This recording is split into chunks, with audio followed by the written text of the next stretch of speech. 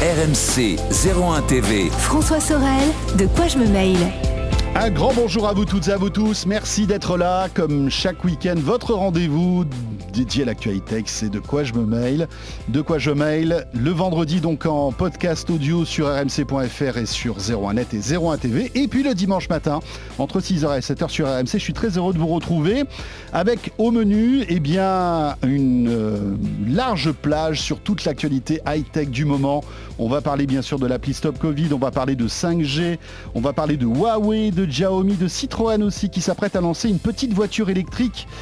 On évoquera aussi Netflix et Disney+, qui profitent évidemment à fond du confinement. Sonos aussi qui a annoncé de nouveaux produits. Bref, toute l'actualité high-tech, c'est maintenant. Et puis je vous rappelle que vous pouvez aussi réagir sur Twitter avec le hashtag DQJMM. Et puis la page Facebook de quoi je me mail qui vous attend. Merci d'être là et bienvenue à vous toutes et à vous tous. Et de quoi je me mail donc avec ce gros club de la presse IT parce qu'il y a énormément de choses à dire sur l'actu high-tech en ce moment. Jean-Sébastien Zanqui est toujours avec nous. Salut Jean-Sébastien. Salut François, bonjour à tous. Journaliste à 01net.com avec qui on va commenter l'actu de la semaine et puis aussi Emmanuel Paquette, fidèle au poste, journaliste à l'Express. Bonjour Emmanuel. Bonjour François. Et merci d'être avec nous en studio. Allez, on commence par l'actu liée à l'appli Stop Covid. Alors on le sait, elle ne sera pas disponible le 11 mai prochain, mais on a une date, Jean-Sébastien, ça devrait arriver si tout va bien, début juin. C'est ça, c'est Cédric O, donc le secrétaire d'État au numérique, il a confirmé cette semaine dans une interview à BFM Business. Et donc d'après lui, Stop Covid sera bien et bien disponible à partir du 2 juin prochain. En fait, il a expliqué que les derniers développements et les tests in situ étaient en cours et que son utilisation sera soumise donc au Parlement la semaine du 25 mai. Et comme prévu, ça se fera donc sans l'aide d'Apple ni de Google, puisque c'est le système français qui a été choisi, qui est basé sur le principe centralisé Robert, mis au point par l'INRIA, l'Institut d'informatique français. Donc voilà, on a enfin une date. Ça ne sera pas dès lundi au moment du déconfinement, mais quelques semaines plus tard.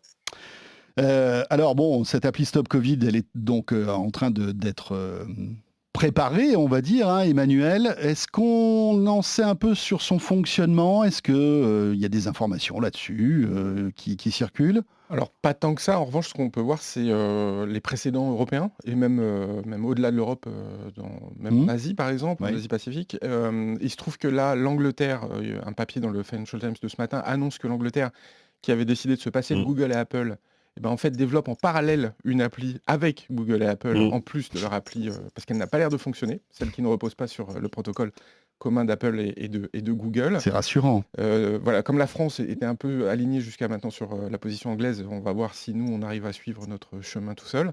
Et pareil pour l'Australie, qui avait décidé de se passer de Google et d'Apple. L'application ne fonctionne pas du tout, elle est extrêmement buggée, donc la presse fait l'écho, la presse australienne, d'un quiproquo et des dysfonctionnements de cette application australienne. Donc la France qui suit le même chemin que l'Australie et l'Angleterre, on va voir si elle s'en sort mieux. On peut toujours se poser des questions, parce qu'effectivement, on nous l'avait promis assez rapidement, cette appli, puis comme le dit Jean-Sébastien, elle n'arrivera pas avant le 2 juin, donc, mais attendons de voir. Alors, il y a pas mal d'informations qui circulent concernant l'élaboration de cette application. Alors, j'ai eu la chance pour 01 TV d'interviewer en fait un spécialiste, une personne qui va s'occuper du Bluetooth de cette application. Alors vous savez qu'elle est développée conjointement par Orange, par l'INRIA, mais aussi par une petite start-up qui s'appelle Nodel. Et on a pu rencontrer Misha Belloniel, qui est le fondateur en fait de cette start-up et qui participe donc à l'élaboration de cette appli et qui nous expliquait pas mal de choses parce que justement, étant donné qu'elle n'a pas les API Google et Apple, la programmation de cette appli ne va pas en profondeur sur les iPhones, ce qui fait que le Bluetooth en fait n'est pas véritablement utilisé comme il devrait être utilisé, ce qui fait qu'on va se retrouver dans une situation où par exemple lorsqu'on aura tous téléchargé cette appli, qu'on ait un téléphone smartphone, un téléphone Android ou Apple, eh bien les téléphones Apple auront du mal à discuter entre eux quand ils seront en veille, quand ils seront endormis. La veille, c'est quand par exemple votre téléphone est dans votre poche ou dans votre sac à main ou sac à dos, où il est éteint en quelque sorte, il est en veille. Et bien là, le Bluetooth est tellement verrouillé chez Apple que en fait, s'il croise un autre téléphone, Apple, ça ne va pas marcher. En revanche, et alors Dieu sait pourquoi, si ce téléphone qui est en veille croise un autre Android, là, l'iPhone se réveille. Et donc, ils vont pouvoir discuter. C'est une interview très intéressante que je vous invite à retrouver sur le site de 01 TV, voilà, où on interviewe pendant une vingtaine de minutes ce spécialiste qui nous apprend énormément de choses. Qu'est-ce qu'on peut dire aussi, Jean-Sébastien, concernant cette appli ? Il faut faire attention aussi à ne pas télécharger n'importe quelle appli, parce que quand on tape Stop Covid déjà sur iPhone ou sur Google, on trouve des applis qui s'appellent comme ça, non ? Exactement. En fait, si vous essayez ça sur ces boutiques d'applications, vous allez voir qu'il y a des applications qui portent ce nom-là. Et il y en a même 3, mais évidemment, il n'y en a aucune qui correspond au Stop Covid qu'on espère voir arriver en France. Les 3 applications, en fait, sont des applications espagnoles, géorgiennes et kirghizes. Donc, autant vous dire que si vous ne parlez pas les langues de ces pays-là, ça vous servira encore moins à grand-chose. En fait, c'est des applications qui essayent de reproduire un peu ce système-là. Alors, à part l'espagnol, qui est une sorte d'application qui permet de répondre à un questionnaire, etc.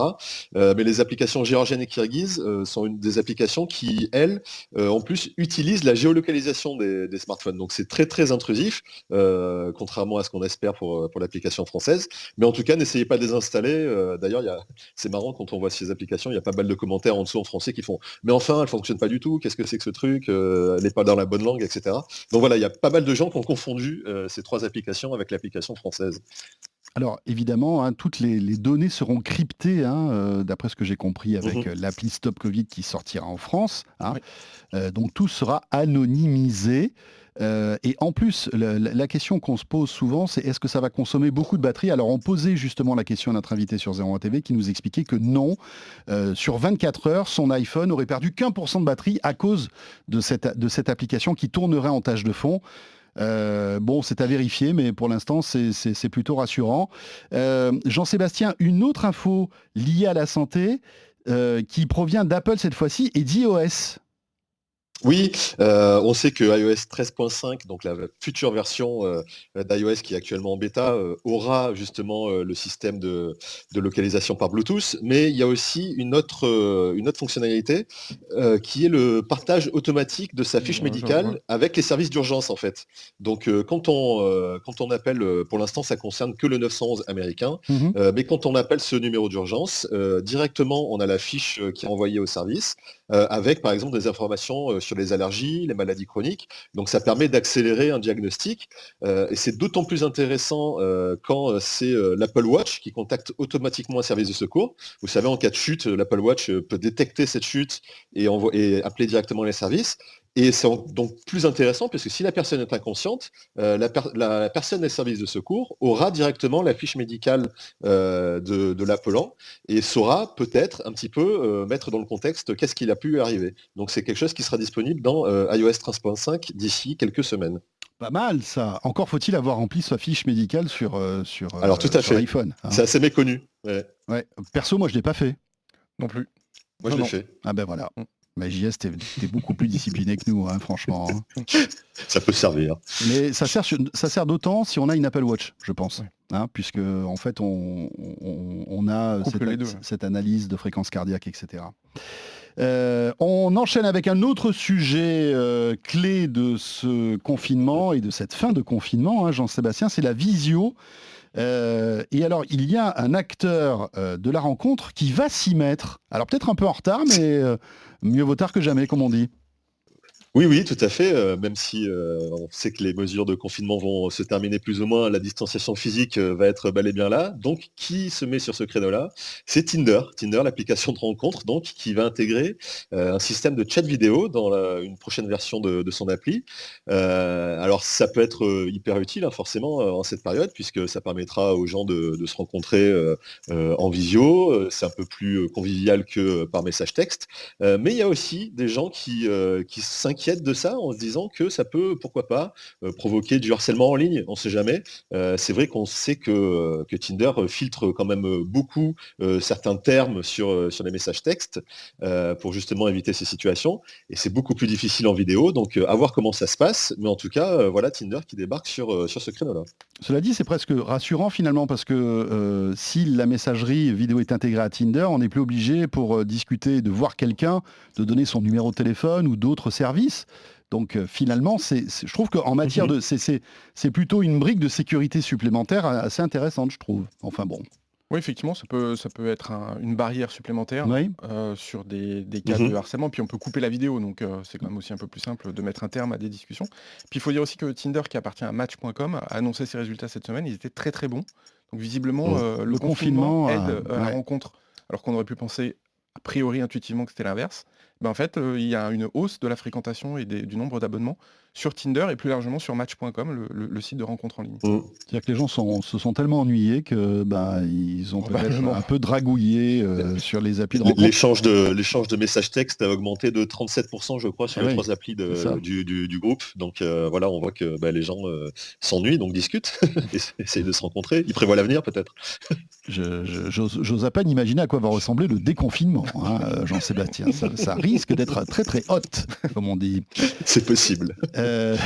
Non, mais c'est vrai, c'est intéressant. Et puis, on peut se dire aussi que Tinder, avec ce service de chat vidéo, est en train peut-être de préparer sa riposte face à Facebook, qui va lancer aussi son système de dating. Et peut-être que Tinder prend ça très au sérieux, et en proposant le chat vidéo, parce que forcément ce sera une fonctionnalité qu'on aura sur Facebook aussi, sur Facebook Dating. Donc est-ce que c'est pas aussi une manière pour Tinder de se mettre un peu à niveau avec la future concurrence ? Cela dit, alors à ma connaissance, Facebook Dating, c'est encore qu'au Brésil de mémoire que ça avait été lancé, et c'est pas un succès. Pour l'instant, c'est pas un succès ? Non, ça n'a pas été. D'ailleurs, Facebook communique pas beaucoup dessus ces derniers temps.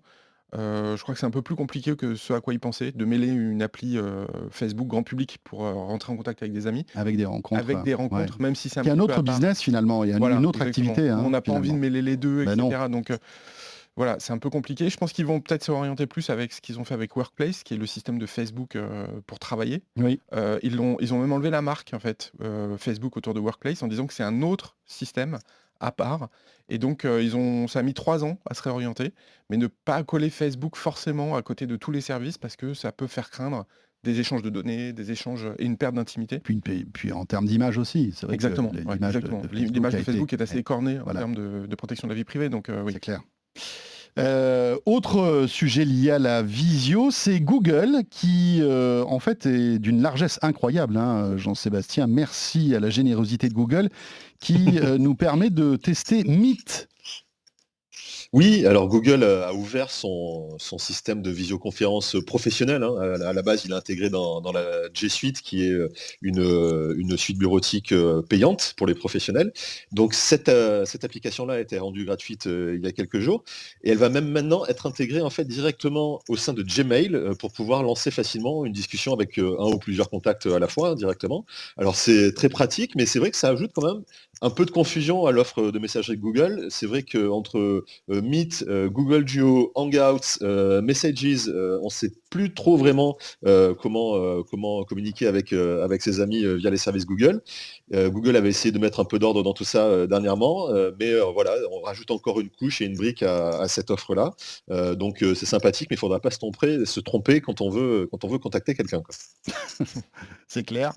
Bon, Google là aussi, en fait, Google se retrouve un petit peu obligé, non, de proposer des services de visio au niveau des autres, des Teams, des Zoom, etc., non ? Exactement, parce que je pense que le succès de Zoom a surpris tout le monde. Et bien sûr. Donc derrière, Microsoft Teams a aussi profité. Google essaye de rentrer sur le marché. Facebook a annoncé la création de Rooms pour effectivement faire de la visioconférence. Donc on voit bien que les GAFA se mettent en ordre de marche pour pas laisser la place à Zoom. Parce qu'on aurait pu penser effectivement que c'était le grand gagnant. Même Webex chez Cisco l'a mis en libre accès pour que les gens puissent l'utiliser. Donc on voit que les grands de la tech essayent de rattraper Zoom sur la popularité qu'il a pu avoir, et puis les revers aussi qu'il a pu avoir en termes de protection de la vie privée et de la sécurité. Tiens, Zoom qui a racheté une start-up d'ailleurs liée à sécurité, je crois, cette semaine. Exactement, pour le chiffrement. Pour le chiffrement. Ouais, tout à fait. Ouais. On évoque la 5G, Jean-Sébastien, est-ce qu'on captera la 5G en France d'ici la fin 2020, Jean-Sébastien ?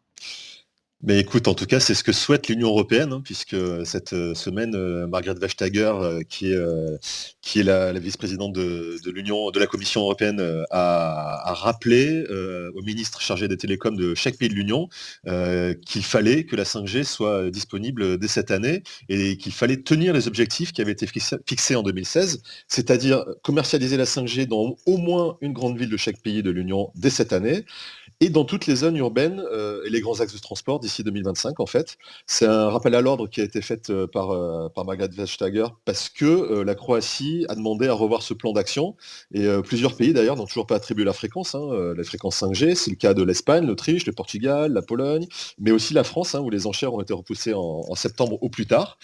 Donc voilà, on voit que l'Union européenne tient à tenir ce calendrier qui a été fortement retardé forcément avec les événements de ces derniers mois.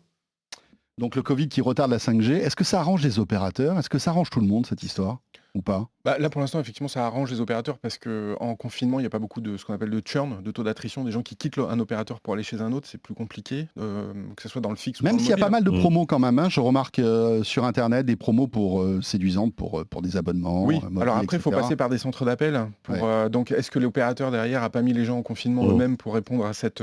Donc, je pense que les opérateurs font attention dans se piquer des abonnés et puis pouvoir répondre à éventuellement une forte demande. Après, je suis certain que ça va reprendre après le déconfinement, donc à partir du 11.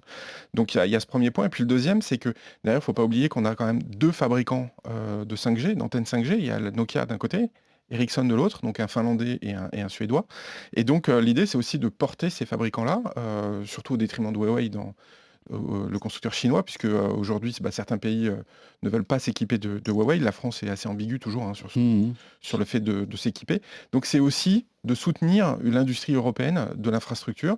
Donc c'est pour les opérateurs, ça permet de temporiser une sortie de cash pour les enchères, surtout des enchères qui peuvent arriver et monter très très haut. On va voir ce que ça va donner en France. Donc c'est pas mal de temporiser pour les opérateurs. Pour les équipements, les équipementiers, donc Nokia et Ericsson, c'est moins bon parce que ça leur fait des débouchés moins rapides. Donc c'est ambigu entre les opérateurs d'un côté et effectivement les fabricants de l'autre. D'autant que là, on attend une énorme fusion dans les télécoms en Angleterre avec O2 et Virgin. Si ça se fait, c'est un opérateur, ça va devenir aussi un opérateur puissant, intégré. Donc il y a beaucoup de choses en ce moment qui se passe dans les télécoms en Europe. Et c'est vrai que je pense que la Commission veut accélérer et pas temporiser.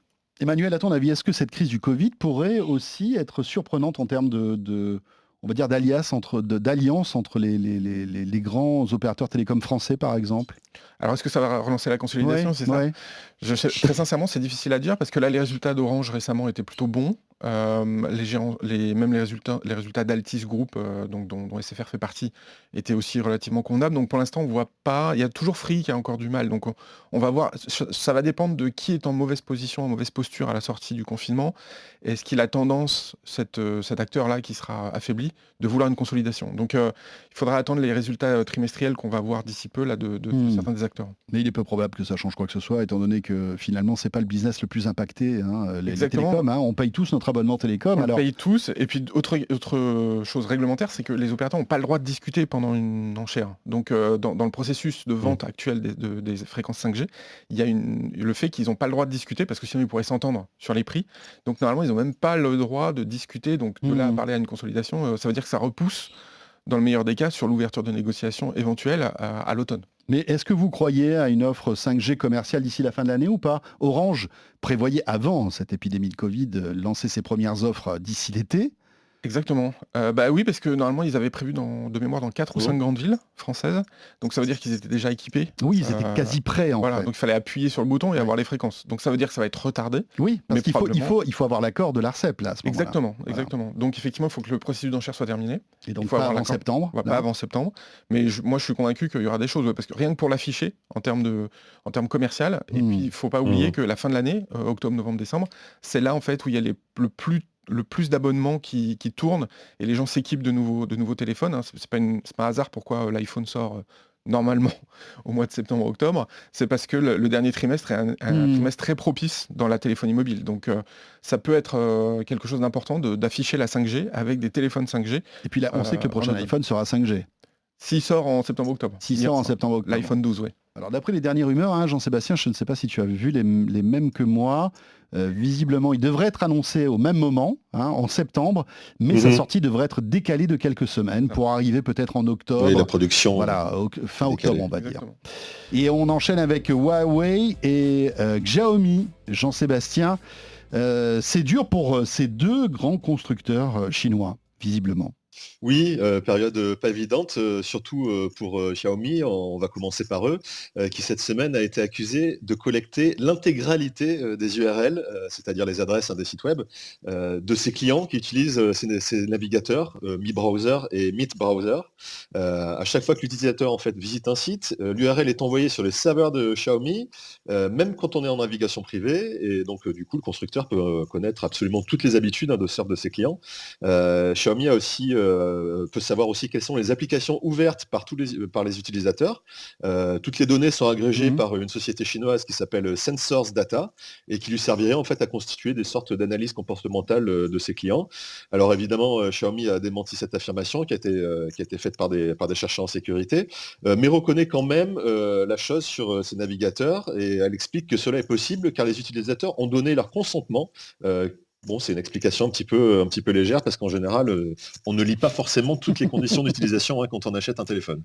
Oui, je mets le doigt dans le pot de la confiture, mais je le nettoie juste avant de dire ok, oui, c'est vrai, je l'ai mis un peu, quoi. En gros, c'est ça.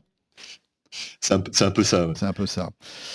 C'est dingue cette histoire de Xiaomi, non? Finalement, on a l'impression que les constructeurs n'arrivent pas à se dépatouiller de tous ces problèmes de vie privée. Et un jour ou l'autre, ils y ont tous droit, hein. Oui, alors là, c'est vrai que c'est des fabricants chinois. Il y a eu des précédents quand même, je ne sais pas si tu te souviens, mais sur certains téléphones Vivo et je crois Oppo de mémoire, il y avait des hackers qui avaient trouvé en fait le fait qu'ils communiquaient des éléments techniques à distance avec les serveurs des fabricants. Ils s'en étaient défendus, ces fabricants même, en disant c'est simplement pour voir si au niveau technique le téléphone fonctionne toujours bien, s'il n'y a pas de problème, donc ça vous espionne en rien. En revanche, dans ces éléments-là, il y avait quand même des choses techniques qui pouvaient toucher quasiment à la vie privée des utilisateurs. Donc il y a quand même plusieurs précédents comme ça concernant des constructeurs chinois. Donc effectivement, c'est assez troublant, d'autant plus que Xiaomi qui se compare à Apple quand même, alors qu'Apple est justement un protecteur de la vie privée, pour Xiaomi c'est à double titre embêtant pour le coup, sur son positionnement, en disant plutôt haut de gamme, et on est un équivalent d'Apple, mais en réalité pas tant que ça, puisqu'on ne respecte pas exactement la même politique que le groupe américain. Et après Xiaomi, Jean-Sébastien, c'est Huawei aussi. Oui, Huawei, cette semaine, on a découvert sur son site allemand une mention d'un nouveau téléphone, enfin nouveau si je puis dire, qui est le P30 Pro New Edition. Alors, on se demande, il y avait très peu de détails sur cette fiche, mais certains imaginent déjà qu'il puisse s'agir d'une nouvelle version du modèle haut de gamme de l'année dernière, qui bénéficiait encore des services Google. Parce que je vous rappelle que le P40 qui est sorti cette année, qui est un super téléphone techniquement, n'a pas les services Google, et donc c'est compliqué de le vendre aux clients, puisque c'est compliqué d'installer des applications. Donc c'est très tentant, ça serait très tentant pour Huawei de repackager cet ancien modèle pour le vendre un petit peu comme un nouveau, avec tous les avantages des services Google cette fois-ci. Mais qu'est-ce qu'il aurait de plus, ce P30 Pro New Edition? Rien du tout, à part certaines couleurs, manifestement.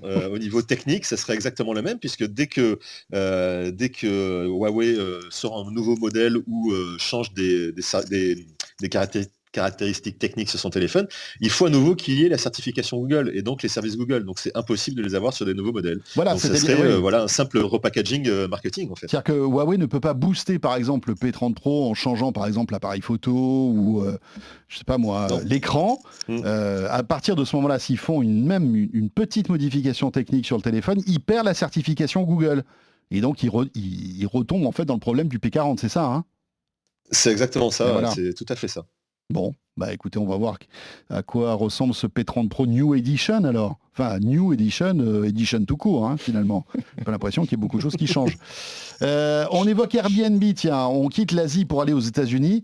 Là-bas aussi, certains géants du web et du service sur le web sont en train de déguster, si je puis dire. Oui, en fait, l'équation est simple, hein, pour Airbnb, c'est-à-dire, confinement, plus de voyages, plus de tourisme, donc la société est forcément au plus mal, hein.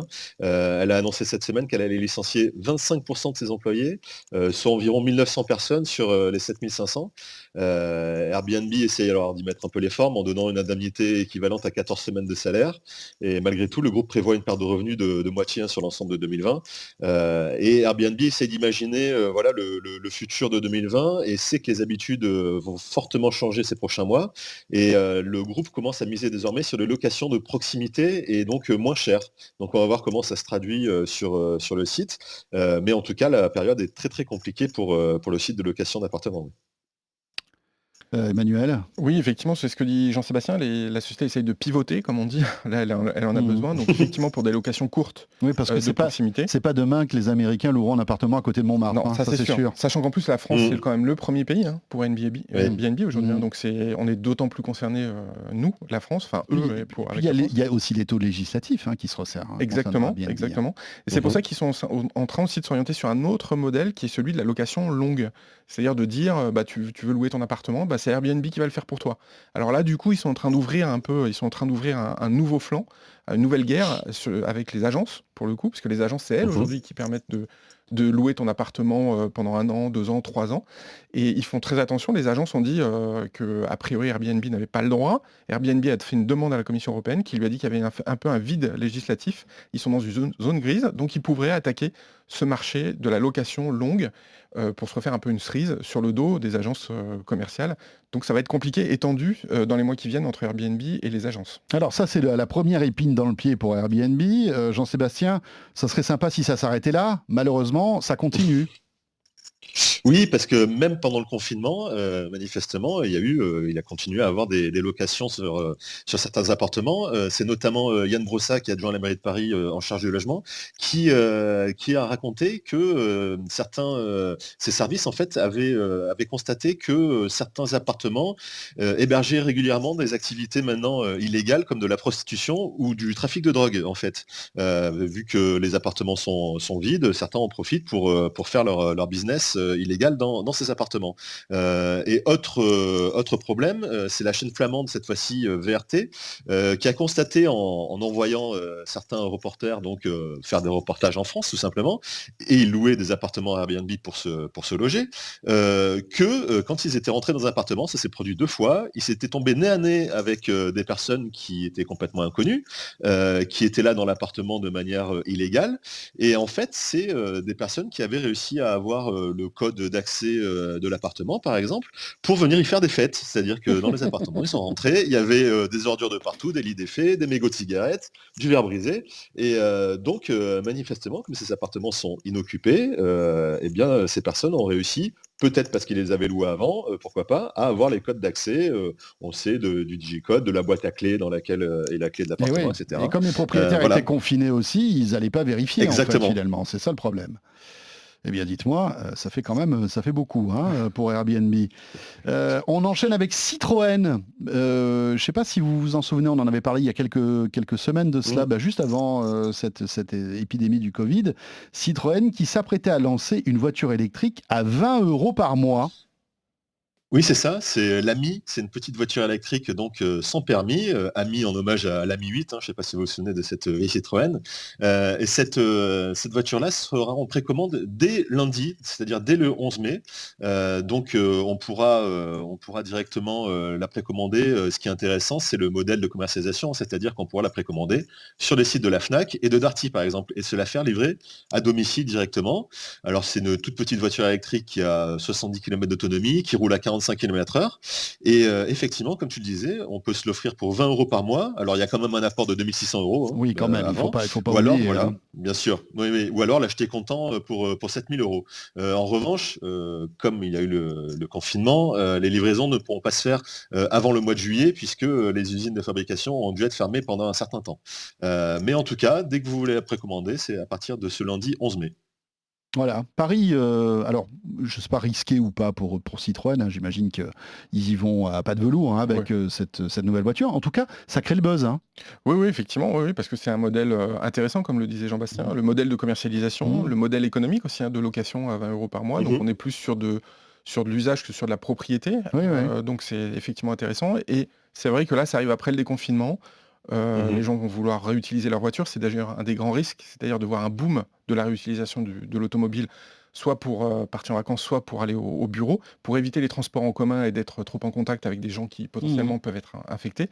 Donc il y a un vrai risque, donc retour de la pollution. Et c'est vrai que ça peut être une alternative, même si effectivement l'autonomie est relativement restreinte. Mais pour aller au bureau, c'est quelque chose qui peut totalement bien fonctionner. Oui, 70 km d'autonomie pour la plupart des urbains, finalement, ça suffit. Et propre en plus, a priori. Donc. Voilà, et propre, ouais, c'est ça qui est bien.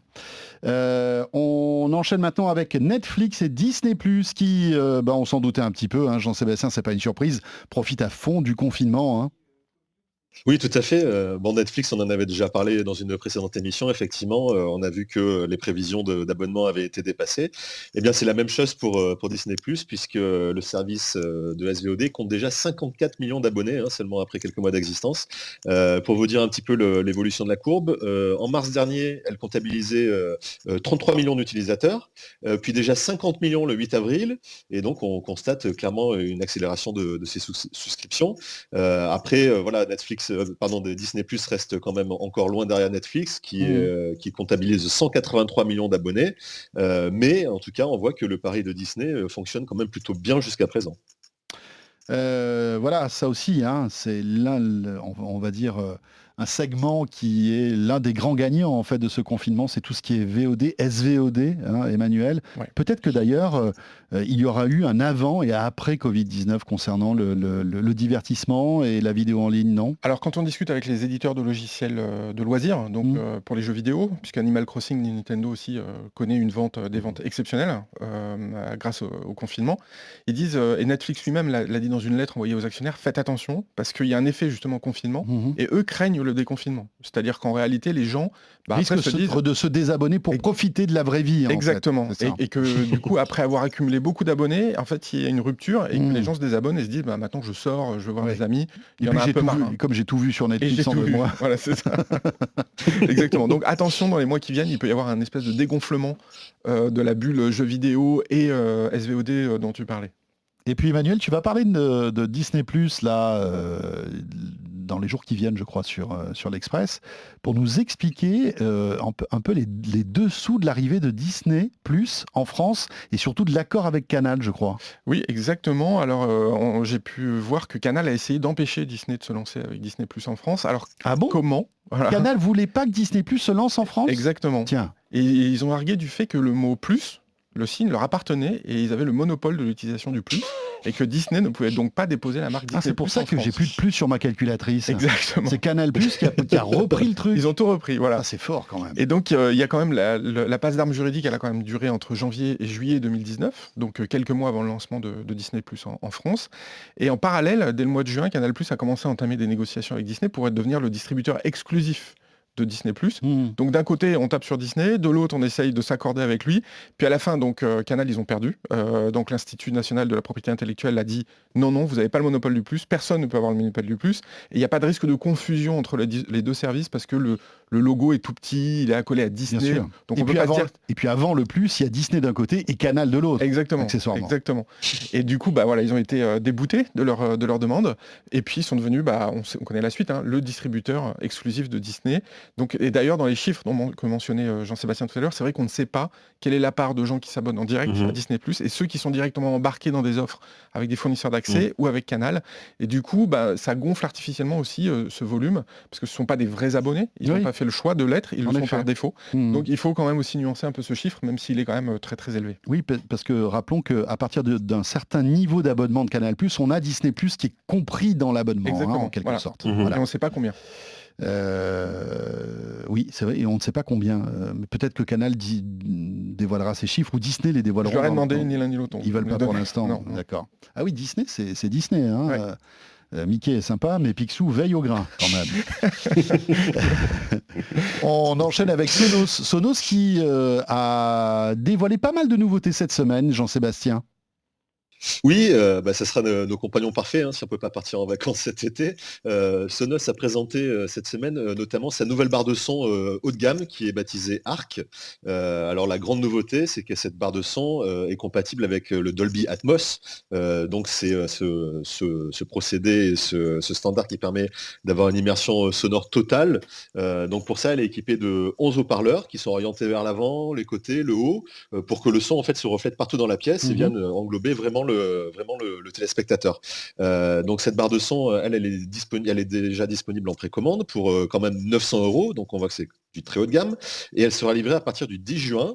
Et en parallèle, évidemment, Sonos a aussi mis à jour son enceinte Play 5 qui s'appelle maintenant la 5, et son caisson de basse qui s'appelle toujours le Sub, mais qui est de 3e génération, et qui eux aussi sont en précommande et disponibles à partir du 10 juin prochain. Voilà, une nouvelle barre de son Sonos qui, c'est étonnant, hein, on commence à en avoir plusieurs, hein, son catalogue. Hein. Il y avait la Play Bar donc, qui est remplacée, d'après ce que j'ai compris, par cette nouvelle, hein, l'Arc, et il garde toujours la petite barre de son, la Beam, qui coûte moins cher, hein, qui a plutôt un bon rapport qualité-prix. Donc on voit que c'est un business quand même, les barres de son de plus en plus important, hein, chez Sonos, qui ne se cantonne pas en fait aux enceintes, on va dire, audio toutes bêtes en quelque sorte. Oui, tout à fait. Et à noter aussi, tiens, toujours dans l'actualité audio-vidéo, c'est TCL qui a lancé 2 nouveaux téléviseurs cette semaine. Alors même en période de confinement, voilà, il y a des constructeurs de téléviseurs qui font des présentations presse. Et en fait, ce sont 2 téléviseurs qui en fait sont sur le terrain de Samsung, qui sont compatibles QLED et qui viennent un petit peu concurrencer Samsung, hein, qui aussi propose cette technologie. Et ces 2 téléviseurs donc qui arrivent là dans les jours qui viennent dans le commerce ont d'excellents rapports qualité-prix, sont moins chers par exemple que les téléviseurs concurrents chez Samsung, et intègrent Android TV, ce qui fait qu'on bénéficie de tous les services Google, hein, de la télé connectée. Pour terminer ce De quoi je me mail, Emmanuel, tu vas nous parler du Fairphone 3, qui est un téléphone un peu particulier, qui a une philosophie assez intéressante, hein. C'est un téléphone qui se veut recyclable, écologique, etc. Hein, c'est ça ? C'est ça, exactement. C'est un téléphone qui est réparable, donc chaque pièce peut être modifiée. Donc en gros, c'est censé augmenter sa durée de vie et donc le rendre plus compatible avec le développement durable. C'est aussi un téléphone éthique, puisque ce que dit le concepteur de Fairphone, c'est qu'ils font attention à la chaîne des fournisseurs, qu'il n'y ait pas des enfants notamment qui travaillent dans des mines pour aller trouver les matériaux nécessaires à la fabrication de terminaux, de ces terminaux. Donc c'est un positionnement assez original. Il a été poussé en France par l'opérateur Orange, en Angleterre par Vodafone. Et là, pour la dernière mouture, certains Fairphone vont être équipés en fait d'un système d'exploitation créé par un Français. Donc le système d'exploitation s'appelle iOS. Alors c'est ce qu'on appelle un fork. iOS ? Ouais, iOS, un E. bar OS, pas un I, hein, pas iOS. Hein, donc, sinon, là, je pense que là, il y aurait des problèmes de dépôt de marque. Ah oui, là, autant Disney+, et Canal+, on peut comprendre que c'était un peu litigieux, mais là, Fairphone, effectivement, c'est compliqué. Et alors, Gaël Duval qui a créé l'iFondation derrière ce iOS, alors c'est pas un perdreau de l'année, puisque c'est lui qui a créé Mandrake Soft dans les années 98. Oui. Je ne sais pas si vous vous souvenez, c'était censé s'attaquer à Microsoft Windows et de remplacer Windows sur les ordinateurs grand public. Donc, c'était basé sur du logiciel libre. Donc c'est un libriste de longue date. Et aujourd'hui, il essaie de récidiver en s'attaquant directement à Android et à Google, en voulant dégoogliser les téléphones. Et donc Fairphone s'est allié à lui. Alors comme c'est le truc plutôt pas mal, c'est un fork, donc un dérivé d'Android. Donc toutes les applis Android fonctionnent sur iOS, donc ça c'est pas mal, puisque on n'a pas à se rééquiper entièrement et à essayer de trouver des applications qui soient compatibles avec son téléphone. Mais on se retrouve un petit peu dans la logique de Huawei, c'est-à-dire qu'on a les Google Services dessus, on peut installer YouTube. Voilà, on peut.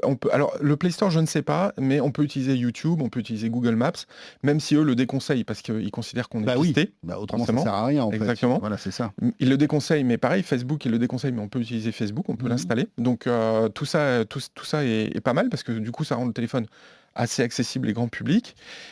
Et du coup il est aussi courtisé par des fabricants chinois, il n'a pas voulu me dire lesquels, mais visiblement Huawei est venu le voir, donc pour voir s'il n'y avait pas des possibilités. Donc il est possible que dans les mois qui viennent, iOS soit installé sur d'autres types de téléphones que le Fairphone. Merci à tous les deux, merci à Jean-Sébastien Zanqui, donc journaliste à 01net.com, et à Emmanuel Paquet de l'Express. Merci à tous les deux. Ce De quoi je me mêle est terminé. Merci de nous avoir suivis. On se retrouve bien sûr la semaine prochaine, le vendredi en podcast audio, et sans doute la vidéo qui reviendra puisque le déconfinement est annoncé. Donc on sera de retour en vidéo. Portez-vous bien, merci de nous suivre et à très vite. RMC 01 TV, François Sorel. De quoi je me mêle.